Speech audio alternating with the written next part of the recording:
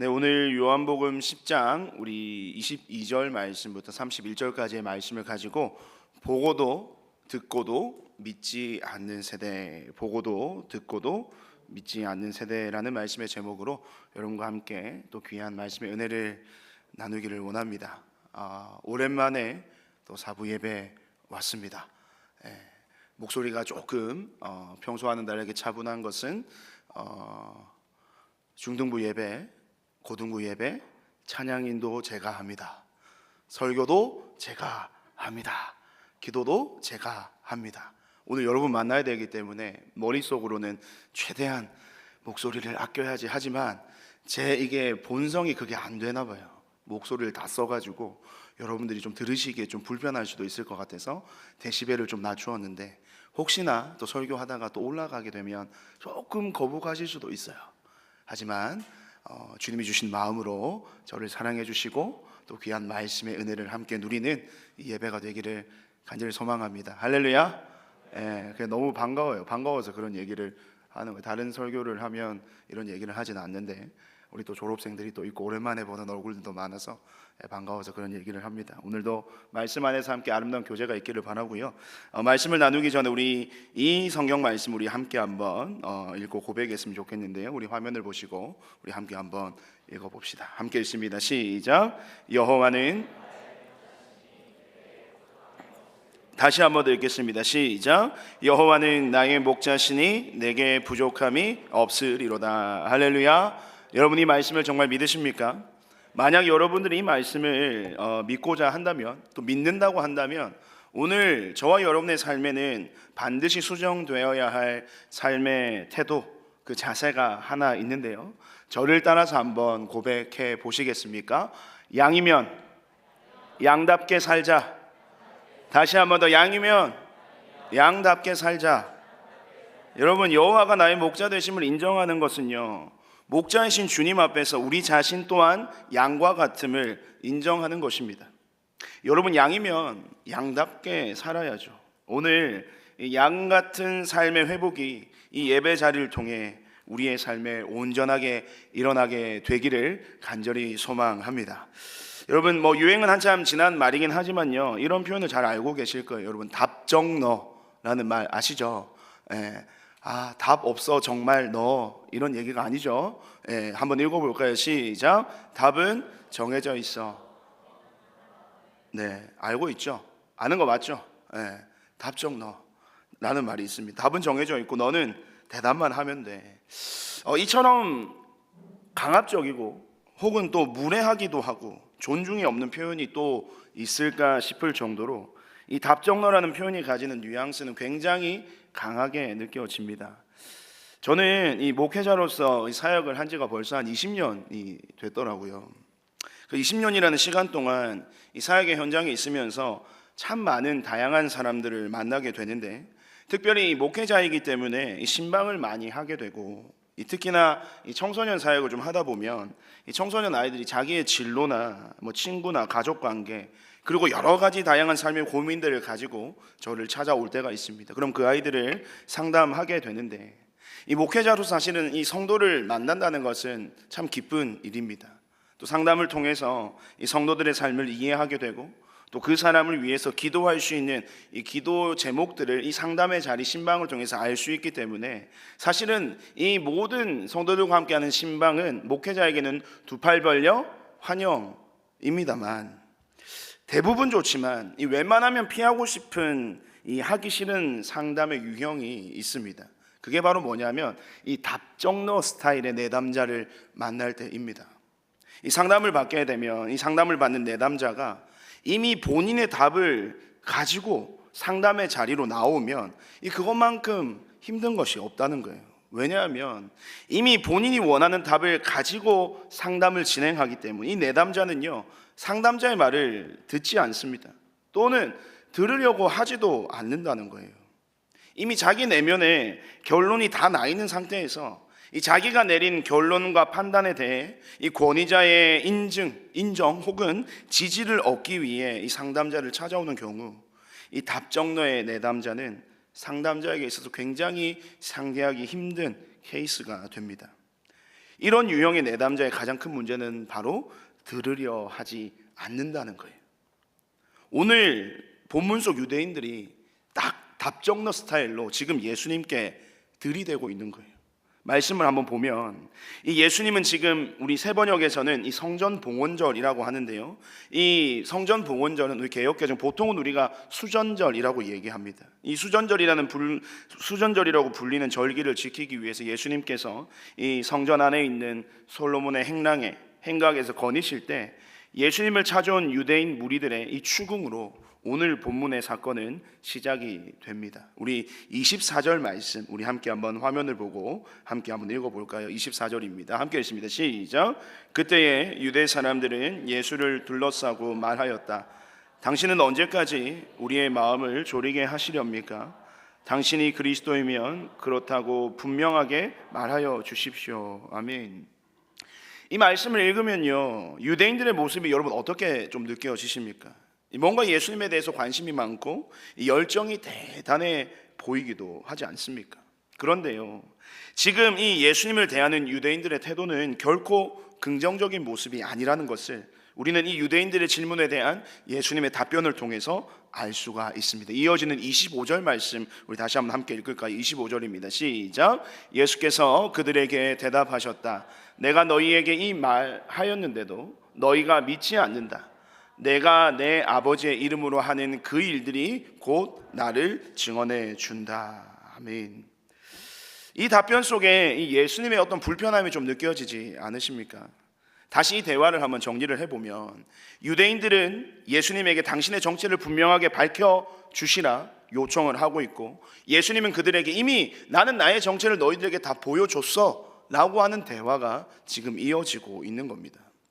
예수님은요, 사실 이미 자신이 그들이 원하는 것처럼 내가 그리스도이고 살아계신 하나님의 아들, 너희들이 그토록 기다린 메시아라는 사실을 수많은 표적들을 통해서 보여주셨습니다. 여러분들이 지금 계속해서 묵상하고 있는 요한복음의 말씀을 돌아보면 많은 표적들이, 많은 기적들이 성경 가운데 기록되어 있지 않습니까? 여러분들 어떤 기적이 생각이 나십니까? 특별히 이 요한복음에서는 예수님이 하나님의 아들이심을 증거하는 그 표적이 총 7가지로 등장하게 되는데, 우리는 그것을 요한복음에 나타나는 예수님의 7가지 표적이라고 이야기를 합니다. 첫 번째 표적은 어디입니까? 2장에서 나오는 이 가나 혼인잔치에서 물로 포도주를 만드시는 그 표적입니다. 두 번째 표적은요, 4장에서 기록된 왕의 신하의 아들을 고치는 사건이었고요. 세 번째 표적은 5장에서 이 베데스다 연못에서 38년 된 병자를 고치신 사건이었습니다. 네 번째 표적은 6장에서 물고기 2마리와 보리떡 5개로 5,000명을 먹이신 이 오병이어 사건이 네 번째 표적입니다. 다섯 번째 표적은 마찬가지로 6장에서 무리를 거르셨던 그 예수님. 여섯 번째 표적은 9장에서 우리가 함께 보았던 날 때부터 소경된 자를 고치셨던 그 주님의 표적. 그리고 7번째 표적은 우리 다음 10장에 이어서 나오는 11장에 죽은 나사로를 살리시는 그 놀라운 표적들이 바로 이미 그들에게 주어졌다라는 겁니다. 그것을 통해서 예수님은, 그 기적을 통해서 예수님은 자신이 하나님의 아들이심을 세상 가운데, 그들 가운데 충분히 보여주셨다는 거예요. 그분을 그리스도로, 또 메시아로, 하나님의 아들로서 인정할 수밖에 없는 충분한 근거가 예수님이 지금까지 살아왔고 걸어오셨던 그분의 모든 삶의 행적 속에 가득 담겨 있었던 것입니다. 예수님의 공생에 당신이 하나님의 아들이신 것과 당신이 하나님이심을 증거하는 삶 그 자체가 바로 이 공생의 삶이었습니다. 10장 30절의 말씀에서 기록하듯이요, 이 예수님과 하나님은 뭐예요? 하나이심을 모든 표적을 통해서 드러내셨고요, 38절의 말씀에서처럼 아버지께서 내 안에 계시고 내가 아버지 안에 있음이 예수님이 걸어가신 모든 삶의 흔적들이 그것이 진리임을 증명하고 있었던 겁니다. 하지만 유대인들은요, 이토록 분명한 표적들을 두고도 무엇하고 있는 것입니까? 또 요구하는 것이죠. 당신이 정말 메시아이고 진짜 하나님의 아들이시라면 우리에게 분명하게 말씀 좀 해주세요 라고 이야기하는 거예요. 여러분, 이보다 더 분명하게 어떻게 이야기할 수 있겠습니까? 하나님의 아들이 아니고서는 설명될 수 없는 수많은 표적들을 보고도, 그들이 듣고도 또 이런 질문을 한다는 것은 이 유대인들의 의중이 어떠한가를 우리가 다시 한번 살펴보게 되는 것입니다. 이 결국 솔로몬의 행각에 계신 예수님께 몰려온 유대인들의 마음에는요, 이 예수님을 메시아로서, 그리스도로서, 또 하나님의 아들로서 믿고자 하는 마음이 전혀 없었음을 우리는 보게 되는 것입니다. 여러분, 표적이 가리키는 바는 분명합니다. 이 모든 표적들은 예수님이 하나님의 아들이심을 증명하는 것이죠. 하지만 유대인들은 되려 그 주님을 귀신 들려 미친 사람으로 매도하고요, 죄인으로 몰아가는 등 이 예수님을 예수님으로서 받아들일 일만의 마음도 없었음을 우리는 그들의 모든 모습을 통해서 보게 되는 겁니다. 왜 그랬을까요? 만약 여러분들이 그 당시의 현장에 그 모든 예수님의 표적을 보았던 사람들이라고 한다면 여러분들은 어디에 서 있었겠습니까? 오늘 우리는 제3자의 입장에서 유대인들을 비난할지 모르지만 우리 또한 그 자리에 있었다면 우리도 그 유대인들의 모든 군중들 속에 한 사람이지 않았을까요? 분명히 보았고 분명히 들었던, 너무나도 명확했던 그 예수님에 관하여 그들은 왜 이렇게 반응할 수밖에 없었을까? 여러분, 그 이유는 바로 자기들이 원하는 답이 아니었기 때문입니다. 지금 그들 눈앞에 계신 예수님의 모습, 그 모든 예수님의 행적들은요, 그들이 기대하고 기다리며 꿈꿔왔던 메시아의 모습과는 너무나도 큰 간극이 있었기 때문에 유대인들은 지금 그 예수님을 그들이 그토록 열망하고 기다렸던 메시아로서 받아들일 수가 없었던 겁니다. 그렇다면 여러분, 유대인들이 어떤 메시아를 기대했을까요? 그들이 머릿속에 그렸던 그들 안의 메시아상은 어떠했겠습니까? 다윗의 계보를 통해 태어나실 이 다윗과 같은 용맹함을 가진, 그래서 이 로마의 모든 압제로부터 해방시켜 주실 군사적 강한 힘과 그 강한 카리스마를 가진 그런 메시아의 모습을 기대했는데, 지금 그들 눈앞에 나타난 이 메시아라고 하는 이 예수란 자의 모습은 여러분 어떠했습니까? 기껏해야 가난한 자들을 만나셨고요, 겨우 소외된 자들을 만나 위로를 건네셨던 그 주님이셨지 않습니까? 그냥 병든 자를 고치시고 또 배고픈 자, 줄인 자들을 먹이시는 그러한 예수님의 모습은 유대인들에게 있어서 전혀 매력적이지도 않았을 뿐더러 그들의 기대에 아주 조금도 못 미치는 한없이 부족하고 연약한 존재로 비춰졌던 것입니다. 기대가 크면 실망도 큰 법이죠. 자신들이 그렸던 메시아와는 전혀 다른 차원의 모습으로 찾아오신 그 예수님에 대한 실망감과 불편함은요, 이제 분노가 되어서 이 폭력적으로 변하고 있는 현장이 바로 오늘 본문 속 말씀의 현장인 것입니다. 특히나 유대인들이 더욱 분노할 수밖에 없었던, 어쩌면 이 기폭제가 된 배경이 있는데, 앞서도 잠시 말씀드렸지만 지금 이 대화를 나누고 있는 시기가 바로 이 성전 봉헌절, 이 수전절이라는 절기를 지키는 때였기 때문에 아마 유대인들이 더 예수님에 대하여 분노했던 것 같아요. 수전절이 어떤 절기냐면 이 신구약 중간기로 거슬러 올라가는데, 이 당시 유대를 정복하고 있던 이 헬라의 에피파네스로부터 이 더럽혀지고 빼앗긴 성전을 다시 투쟁과 항전으로 되찾은 이 유다 마카비의 예루살렘 탈환, 그리고 성전의 청결, 성전의 재봉헌을 기념하는 절기가 바로 이 성전 봉헌절, 수전절이었던 겁니다. 우리 사진을 한번 띄워주시면요, 그런 용맹한 그런 전투를 통해서 이 예루살렘과 유대, 이스라엘의 영광을 되찾은 그날을 기념하는 날이 바로 이 수전절이었던 겁니다. 유대인들이 기대했던 메시아의 모습이 바로 유다 마카비와 같은 강력한 군사적 힘을 가진 메시아로, 다시 자신들을 압제로부터 해방시켜줄 메시아가 바로 유대인들이 가지고 있던, 그들이 그려놓은 예수님, 메시아에 대한 상이었던 겁니다. 그러나 지금 그들 눈앞에 계신 이 자칭 하나님의 아들이라 말하는 예수란 자는 전혀 그렇지 못했던 것이죠. 그래서 그들은 24절의 말씀에서처럼 이 예수님을 어떻게 하냐면 둘러싸기 시작합니다.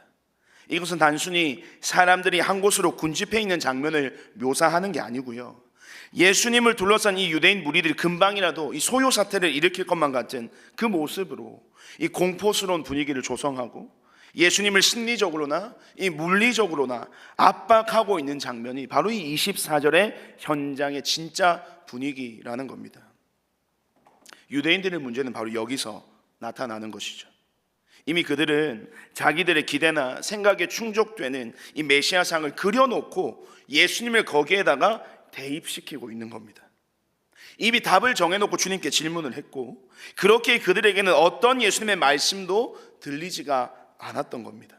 아까도 얘기했지만 이 답정너의 자세를 가진 자들의 특징은 자기가 원하는 답 외에는 듣지 않는다는 것입니다. 그렇기에 사실 지금 이 대화를 통해서는 그 어떠한 긍정적인 변화를 기대하는 것은 어려운 상황이라는 거예요. 아니나 다를까 예수님의 답변을 들었던 유대인들의 여러분 마지막 선택 정말이지 끔찍하기 짝이 없습니다. 우리 31절 말씀 우리 함께 한번 읽어볼까요? 31절입니다. 한 목소리 읽습니다. 시작. 이때에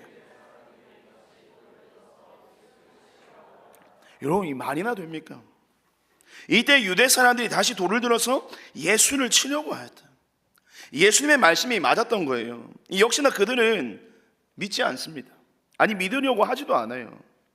여러분이 우리가 믿지 않는다는 것은 무슨 말일까요? 이 믿지 않는다는 말은요, 다른 말로 듣지 않는다는 겁니다. 믿으려 하지 않는다는 것은 들으려 하지 않는다라는 거예요. 그 어떤 말도 그 어떤 소리도 지금 그들에게 들리지 않습니다. 왜? 예수님의 그 모습은 내가 원하는 답이 아니었기 때문이에요. 자신의 말을 듣고도 듣지 않으려고 하는 그런 유대인들을 향해 예수님은 이렇게 말씀하십니다. 26절과 27절. 그런데 너희가 믿지 않는 것은 너희가 내 양이 아니기 때문이다. 내 양들은 내 목소리를 알아듣는다. 나는 내 양들을 알고 내 양들은 나를 따른다. 여러분, 양은요 목자의 음성을 알아요. 그렇기에 양은요 목자의 음성을 듣습니다. 양은 그 목자의 음성을 듣고 그 음성을 따라 자신의 모든 행동을 결정합니다. 왜요? 양은 목자가 없이는 말 그대로 양일 뿐이기 때문입니다. 양일 뿐이라는 말은 이 약하디 약한 양의 특징, 양의 한계를 그대로 담아내는 표현인 겁니다. 여러분, 양의 특징 4가지가 있습니다. 화면을 한번 보시면 양은요 눈이 매우 나빠서요 멀리 있는 위험을 순간적으로 캐치하지 못하고 올바른 길을 스스로 찾지 못합니다. 그래서 이 앞서가는 양의 엉덩이만 줄줄을 보고 따라가다가 이 낭떠러지로 떨어지는 경우도 있다고 해요. 그래서 양에게는요 누가 필요해요? 길을 인도해줄 목자의 지팡이와 막대기가 필수입니다. 또 양은요 자신을 지킬 방어 기제가 하나도 없어요. 날카로운 발톱이나 뿔도 없고 위기를 벗어날 빠른 기동력도 없습니다. 늑대나 사자 같은 포식자가 나타났을 때 자기를 지켜줄 목자, 그 목자를 의존할 수밖에 없는 거예요. 또 양은요 넘어지면 스스로 일어설 수 없습니다. 이 몸은 통통하고 다리가 짧아서 한번 넘어지면요 답이 없대요. 넘어진 양을 한 번도 본 적은 없지만 답이 없대, 못 일어난대. 그래서 목자가 이렇게 세워주지 않으면 이 포식자에게 잡아먹히거나 이 배에 가스가 차서 질식해서 죽는데요. 너무 우스꽝스럽지만 상상하면 이 양에게는 생존의 문제이지 않습니까? 그런데요 한 가지 좀 긍정적인 특징이 하나가 있대요. 뭐냐면 이 양은 청각이 아주 발달해 있답니다. 그 수많은 사람의 목소리 중에서도 자기 목자의 음성을 정확하게 구별해내고 이 낯선 사람이 부르면 요지부동이지만 이 목자가 부르면 그 목자의 음성에만 귀를 기울여서 그 목자를 신뢰하고 따라 나선다는 겁니다. 이 설교문을 제가 그 노트북 LM이라고 하는 AI에 넣어서 슬라이드를 만들어 달라고 했는데 이 친구가 제가 청소년 사역을 하는 걸 알고 있는지 이 양에 대해서 우리가 게임에서 스탯을 표현할 때 그렇게 한번 표현했더라고요. 한 번 더 넘겨주실래요? 예. 양의 생물학적 스탯 그래가지고 시력, 방어력, 민첩도 거의 제로지만 청각은 발달해 있다. 이게 바로 여러분 양입니다. 이 스탯, 이 그림, 이 슬라이드 무엇을 우리에게 보여줍니까? 이처럼 양에게 있어서 목자는요 이 절대적인 존재라는 겁니다. 목자의 음성에 귀를 기울일 수밖에 없어요. 목자를 놓치는 순간 양의 삶은 그 양의 미래는 보장받을 수 없기 때문입니다. 또 더 이상 양이 목자를 놓친다, 목자를 바라보지 못한다, 그러면 이 양은 이 세상에 더 이상 존재하지 못할 가능성이 100%이기 때문에 양에게 있어서 목자는 어쩌면 자신의 인생의 전부라고 할 수 있는 것이죠. 그래서 예수님은요, 이 10장 14절에서 이렇게 말씀하십니다. 나는 선한 목자이다. 나는 내 양들을 알고 내 양들은 나를 안다. 우리가 함께 아까 읽었던 말씀, 시편 23편의 말씀을 다시 한번 읽어볼까요? 우리 함께 한번 읽읍시다. 시작. 여호와는 나의 목자시니 내게 부족함이 없으리로다. 한 번 더요. 시작. 여호와는 나의 목자시니. 정말 여러분, 예수님이 저와 여러분의 목자 되심을 믿으십니까? 아멘입니까? 그리고 저와 여러분은 주님의 양들임을 믿으시죠? 아까 양의 스탯이 너무 약해가지고 좀 너무 약한 존재로 여겨져서 아멘이 좀 작은 것 같은데, 그분을 우리의 목자라고 고백한다면 우리는 자연스럽게 당연히 그분의 양이 되는 겁니다. 우리는 양이라고 고백하는 거예요. 주님 나의 목자십니다 라고 하는 것은 나는 주님의 양입니다 라고 고백하는 거라고요. 그런데 왜 양인 우리는 주님의 음성을 듣지 않습니까? 왜 우리는 목자이신 그 예수님의 음성을 들으려 하지 않느냐는 겁니다. 혹시 우리도 지금 주님 앞에 나아갈 때 이 본문 속 유대인들처럼 내가 듣기 원하는 답을 이미 결정짓고 주님 앞에 나아가고 있지는 않습니까? 우리가 너무나도 잘 알고 있는 우리 팀 켈러 목사님이 쓰신 책이 있습니다. 내가 만든 신이라는 책인데요, 이 책에서 바로 이런 우리들의 신앙의 행태를 좀 지적하는 부분들이 있어요. 우리가 하나님을 믿는다고 말하면서 실제로는 하나님을 내 뜻을 이루는 수단으로 전락시키는 모습을 고발하는데, 이를 무엇이라고 표현하냐면 종교적 우상 숭배라고 이야기를 합니다. 이 종교적 우상 숭배는요, 하나님이 주인이 아니라 내 계획이 주인이 되고 하나님은 그 계획을 도와야 하는 그냥 한낱 조력자에 불과한 조력자로 대하는 잘못된 신앙의 형태를 종교적 우상 숭배라고 이야기하는 것입니다. 내가 하나님의 뜻에 맞추는 것이 아니라 내 뜻에 하나님을 맞추려 하는, 이 복음으로 거듭난 성도의 삶이 아닌 하나님을 수단화시켜버리는 종교인으로서의 모습이 바로 이 유대인들의 모습이고요, 어쩌면 오늘날 저와 여러분들의 삶의 모습일지도 모르겠습니다.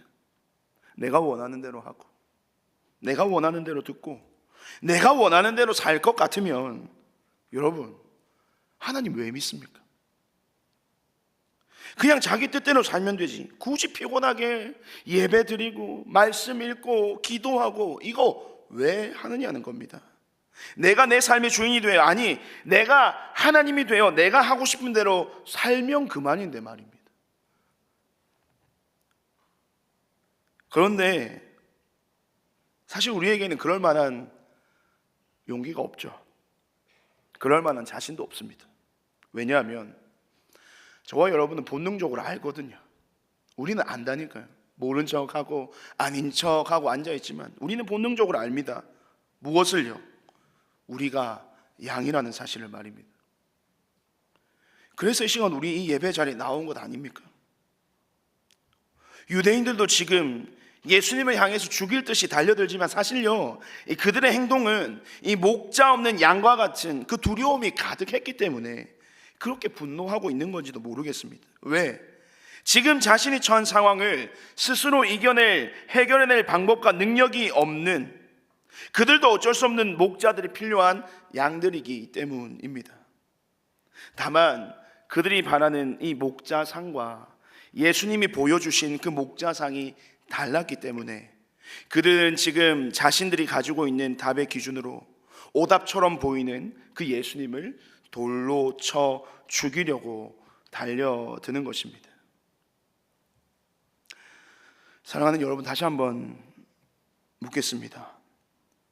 여러분은 주님이 여러분의 유일한 목자가 되심을 정말 믿으십니까? 아멘이십니까? 그러면 오늘 이 시간 주님의 뜻에 순복하는 은혜가 여러분 가운데 있기를 주님의 이름으로 축복드립니다. 정말 예수님이 여러분의 목자가 맞으시다면요, 오늘 이 시간 여러분의 목소리를 낮추십시오. 세상의 소리를 낮추세요. 그리고 주님께서 우리에게 말씀하시는 그 주님의 음성에 귀를 기울이는 은혜의 자리가 바로 저와 여러분의 예배 자리가 되기를 간절히 소망합니다. 우리의 원함을 부르짖기보다 주님의 뜻을 구하는 간절한 기도가 오늘 이 예배 가운데 우리의 기도가 될 때 우리는 분명 우리의 삶에 이미 많은 것을 이루시고 응답하신 주님의 열매를 보게 될 것입니다. 말씀을 맺겠습니다. 사랑하는 성도 여러분, 예수님을 믿는다는 것은요, 목자 되신 주님의 음성을 듣는 것입니다. 내가 답을 가지고 주님께 나아가는 것이 아니라 응답하실 주님을 믿고 신뢰함으로 나아가는 삶이 목자이신 주님을 따르는 양과 같은 삶이라는 것이에요. 답은 이미 정해져 있으니 당신은 대답만 하십시오, 이런 답정너가 아니라 답은 주님만 아시니 제게 말씀하여 주시옵소서. 주의 종이 당신의 양이 목자의 음성을 따르겠나이다. 여러분, 그러한 고백이 오늘 이 시간 우리의 예배 고백 되기를 원하고 저와 여러분의 일상의 고백 되기를 간절히 소망합니다. 양은 목자의 음성을 안다고 했습니다. 주님의 음성을 듣고 주님의 뜻대로 살아가는 여러분의 일상이, 주님은 나를 기르시는 목자요, 나는 주님의 귀한 어린 양됨을 증명해내는 저와 여러분의 삶의 현장이 되기를 간절히 바랍니다. 오늘 주님은 목자로 찾아오셔서 우리의 삶을 당신의 은혜로 이끄시기를 원합니다. 여전히 우리는 답답함을 느낄 때가 있습니다. 주님, 제가 이렇게 간구하는데 왜 주님 제 기도를 들어주시지 않습니까? 주님, 제 목자라고 하셨잖아요. 내 삶의 힘듦을 주님께 토로하고 내 삶의 고단함을 주님 앞에 고백하며 주님께서 도와주시라 도와주시라 그렇게 간구했는데 왜 주님 제게 응답해 주시지 않으십니까? 세상을 사는 우리들의 풀리지 않는 숙제처럼 느껴집니다. 하지만 여러분, 우리가 듣기를 원하는, 내가 원하는 답을 가지고 지금 주님 앞에 나아가고 있지는 않은지요? 한 번이라도 여러분들의 답답한 삶의 현장 속에서 주님, 제게 어떠한 뜻을 가지고 계십니까? 제 삶을 통하여 어떠한 일을 이루시기를 원하십니까? 제가 정말 주님의 뜻을 알고 싶어서 그런데 주님 말씀 좀 해주십시오. 제 뜻이 아니라 주님의 뜻에 순복하는 인생을 살고 싶은데 주님 당신의 뜻을 밝게 보여주시면 안 됩니까? 그 뜻을 보여주시기만 하면 내가 그 길을 따르겠습니다. 그렇게 여러분 기도하고 여러분의 삶을 다시 바라보잖아요. 어떠한 일이 일어나겠습니까? 이미 많은 것들을 여러분의 삶 가운데 이루어 놓으신 하나님의 세밀한 손길을 느끼실 수가 있을 겁니다. 이제 우리의 기도, 우리의 간구, 우리의 질문이 바뀌어야 합니다. 주님, 왜 그러십니까? 아니라 주님, 당신의 뜻을 따르겠습니다. 주님은 나의 목자 되시고 나는 당신의 어린 양이기에 목자이신 주님을 온전히 신뢰하겠습니다. 오늘 그러한 믿음의 고백이 저와 여러분의 예배 고백 되기를 소망합니다. 시간 그런 마음으로 우리 함께 말씀을 기억하면서 찬양하면 좋겠는데요.